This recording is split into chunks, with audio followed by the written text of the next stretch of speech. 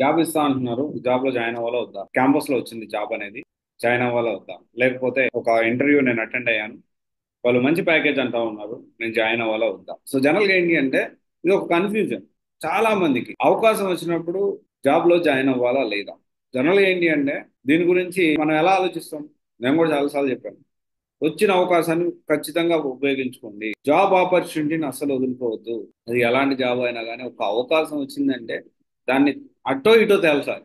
తేలిస్తే ఎలా ఉండాలి? అటో ఇటో తేల్చాలి. ఖచ్చితంగా జాబ్ లో జాయిన్ అయిపోవాలి. ఎంత కష్టమైన పడండి, జాబ్ లో జాయిన్ అయిపోండి అని చెప్తా ఉంటాను.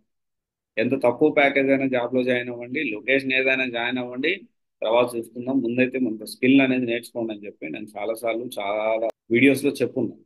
సో ఇది ఇప్పుడు దీనికి సంబంధించి ఒక ప్రాబ్లం కూడా, అంటే ఇది కూడా కొంత కరెక్ట్ కాదేమో అని నాకు అనిపిస్తా ఉంది. ఎందుకు ఏంటి అనేది మీకు చెప్తాను.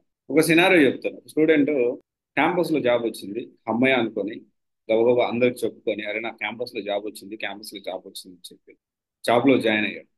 జాబ్ లో జాయిన్ అయితే ఆ జాబ్ వచ్చేసి ఏంటి అంటే completely non IT, voice based process అలాంటి జాబ్ లో జాయిన్ అయ్యాడు. ఇది ఒక సినారియో.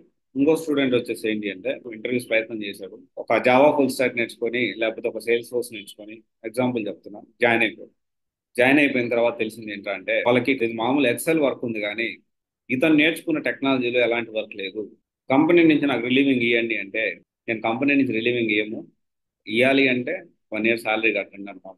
సో నేను ఇరుక్కుపోయాను, నా దగ్గర డబ్బులు లేవు, ఇప్పుడు నేను ఈ ఆపర్చునిటీని ఉపయోగించుకొని తప్పు చేశానా అని చెప్పి ఇంకొకరు.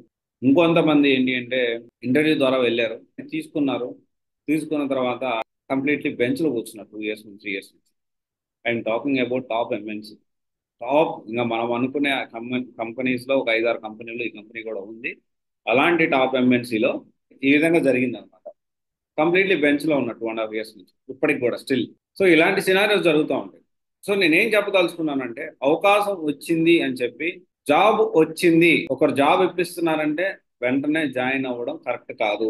దాని ఏంటి జాబ్ రోల్ ఏంటి ఖచ్చితంగా తెలుసుకోవాలి. ఆ కంపెనీ నేచర్ ఏంటి, ఆ కంపెనీ ఎలా వర్క్ అవుతుంది మనకు ఎలా తెలుస్తుంది? లింక్డ్ఇన్. అప్పుడు కూడా వర్కౌట్ కాకపోతే వెళ్ళండి, వెళ్ళి ఒకసారి మాట్లాడండి. ఆ కంపెనీ నుంచి బయటకు వచ్చినప్పుడు తెలుసుకోండి ఇన్ఫర్మేషన్. 100% తప్పే లేదు ఇన్ఫర్మేషన్ తెలుసుకోవడంలో. చాలా ఇంపార్టెంట్ పాయింట్ ఏంటి అంటే తెలియక కంపెనీ గురించి ఎలాంటి ఇన్ఫర్మేషన్ తెలియదు బాండ్ రాసి ఇచ్చేస్తాం. ఈ బాండ్ రాసేయడం 3 years వర్క్ కానీ 2 years వర్క్ కానీ బాండ్ రాసి ఇవ్వడం అనేది కూడా కరెక్ట్ కాదు. అంటే ఎప్పుడు కరెక్ట్ కాదు? కంపెనీ గురించి పూర్తిగా తెలుసుకోకుండా డైరెక్ట్ గా బాండ్ రాసేయడం కరెక్ట్ కాదు. ఇంతగా బాండ్ రాసియాలంటే నాకు కొంచెం పోస్ట్పోన్ చేసుకుంటూ కంపెనీలో జాయిన్ అయిన తర్వాత కూడా మనం ప్లాన్ చేసుకోవచ్చు.